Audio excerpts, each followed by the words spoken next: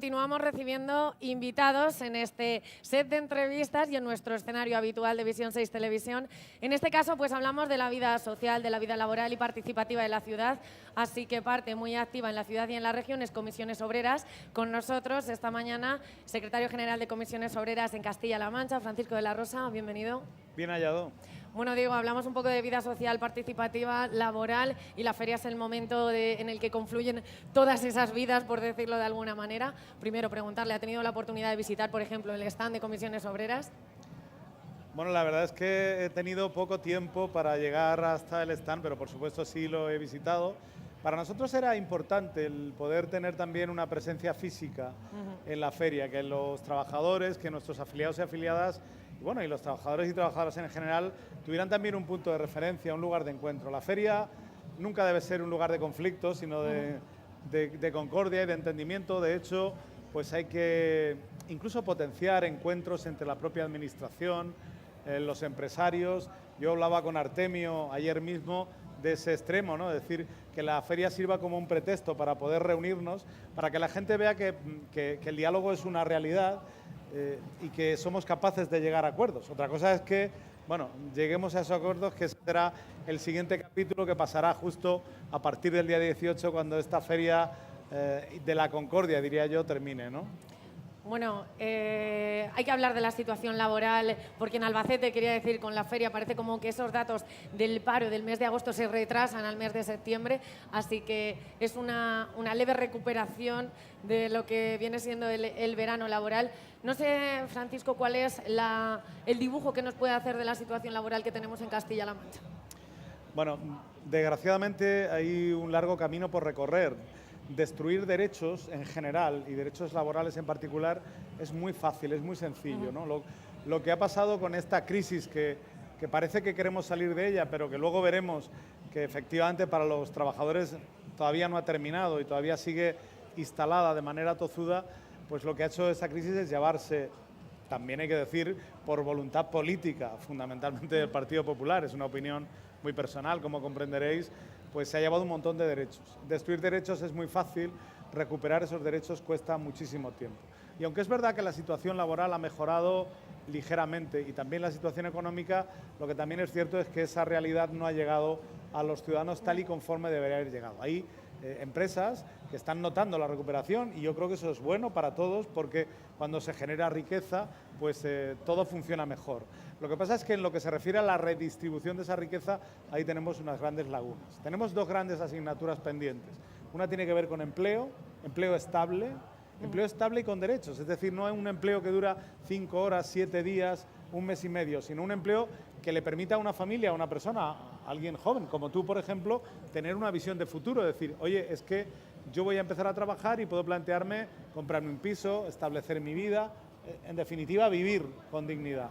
El empleo no es una realidad. El empleo, desgraciadamente, crece a pasos agigantados justo en la dirección contraria. Es decir, muchísima precariedad y, desgraciadamente, también hay algunas bolsas en sector servicios y en el sector agropecuario de incluso explotación laboral. Es decir, los trabajadores se les contrata, en el mejor de los casos, por medias jornadas y trabajan jornadas completas o incluso mucho más de una jornada completa y cobran salarios miserables. Así es muy difícil recuperar la economía. Por lo tanto, lo primero es estabilidad en el empleo, es decir, buscar y perseguir el empleo estable, y el segundo es tener una recuperación salarial.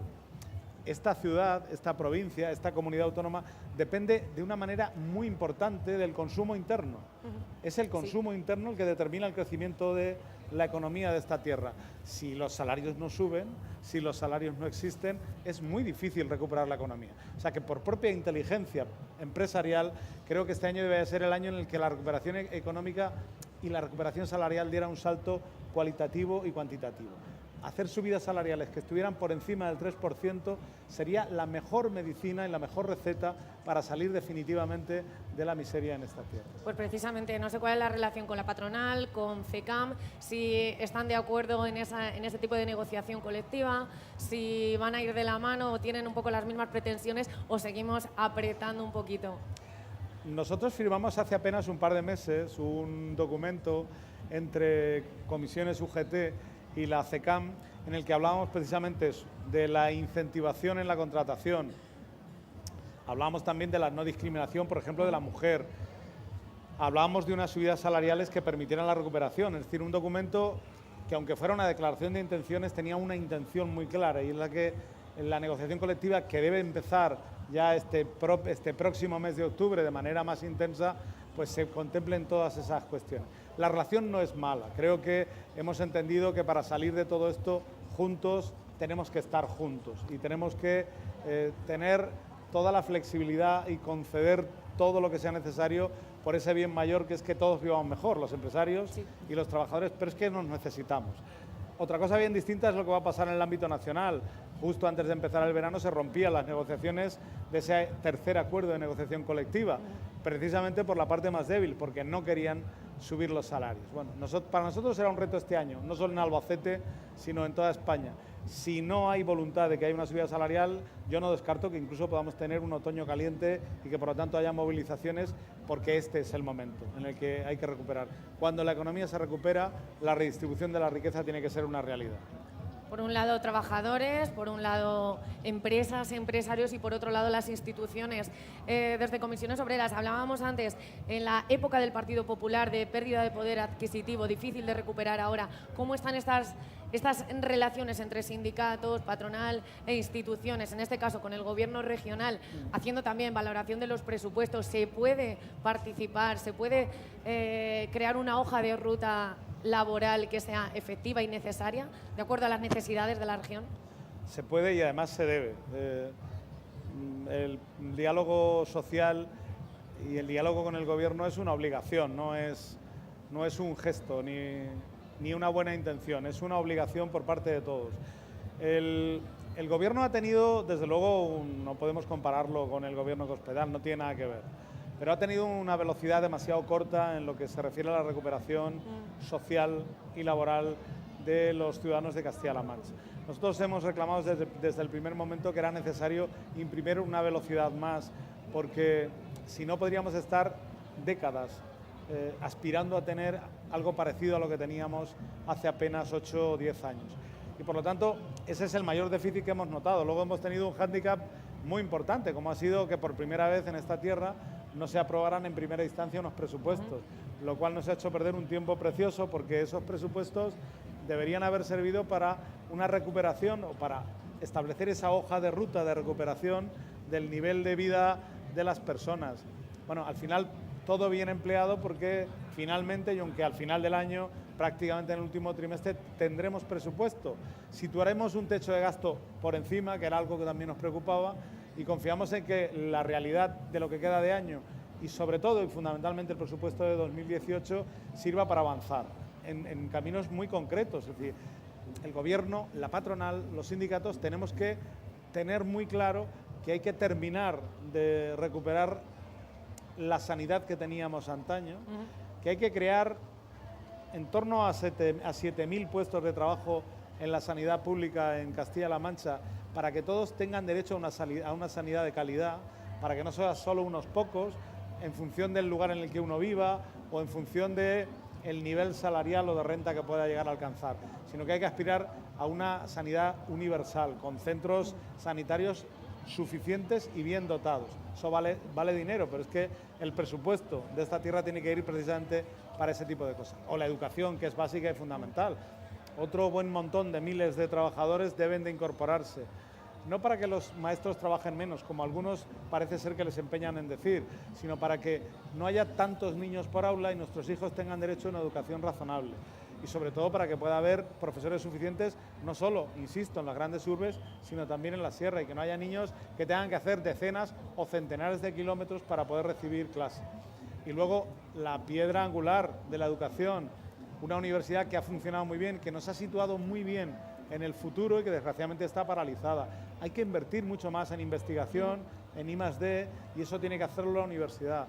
Y nuestros hijos tienen que seguir teniendo la misma posibilidad de poder estudiar, también independientemente de nuestro nivel de renta, que no sean solo los privilegiados los que puedan estudiar. Y todo eso se rematará si además somos capaces después de que esos jóvenes se queden aquí.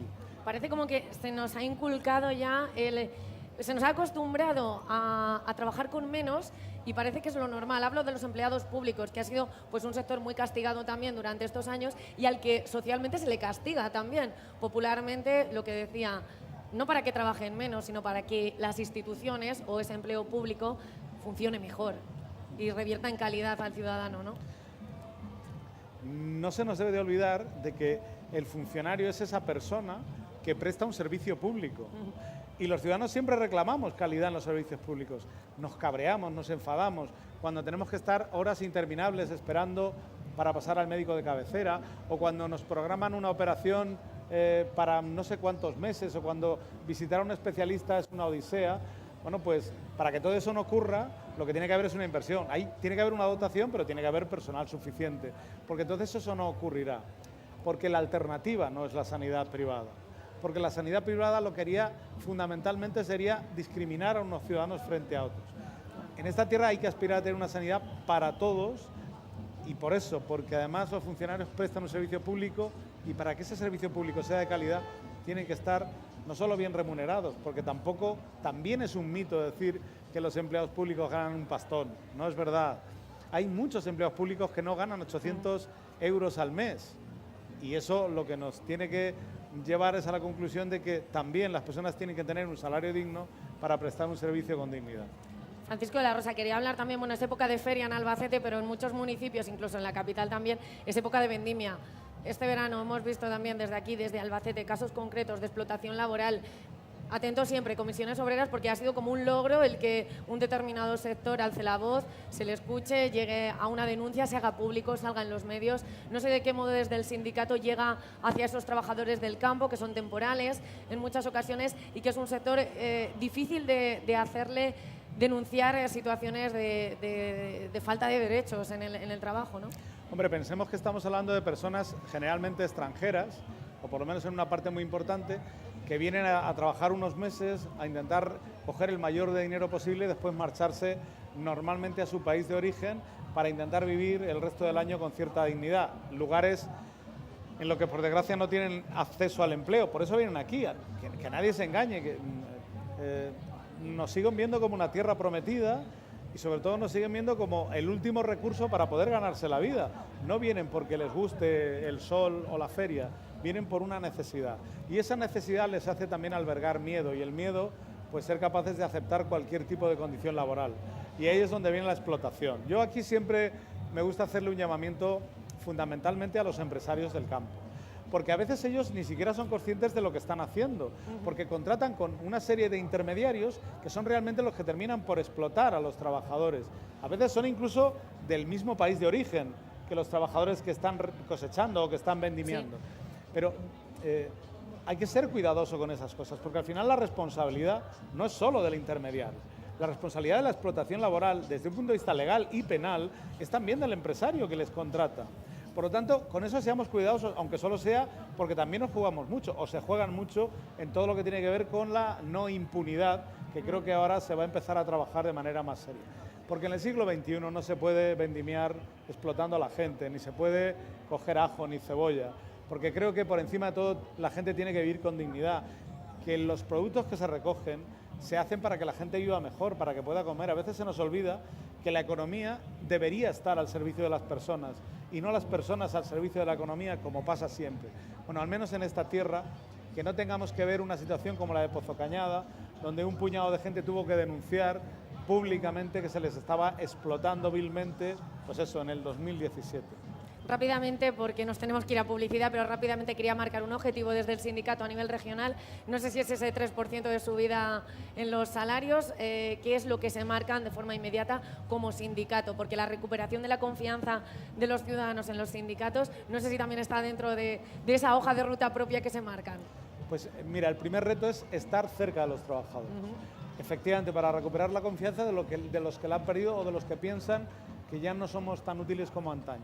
Estar muy cerca y escuchar sus problemas, y muchos serán efectivamente su salario, su contrato, sus condiciones laborales, esa exposición a un riesgo de accidente diario y permanente. La mejor manera de ser útiles para un sindicato de clase es estar pegados en el tajo, conocer sus problemas y utilizar todos nuestros recursos para que esos trabajadores estén cada día un poco mejor. Ese es el reto que no es pequeño. Además, de verdad, queda un largo trabajo por delante también. Francisco de la Rosa, secretario general de Comisiones Obreras en Castilla-La Mancha, albaceteño y durante muchos años muy ligado a los problemas sindicales de la tierra. Gracias por hacernos un hueco en esta agenda ferial y nos seguiremos viendo, ¿no? Seguro, sin duda. Y este fin de semana, si tenéis ocasión de escaparos, igual me veis por algún redondel, ¿no? Bueno, pues muchas gracias.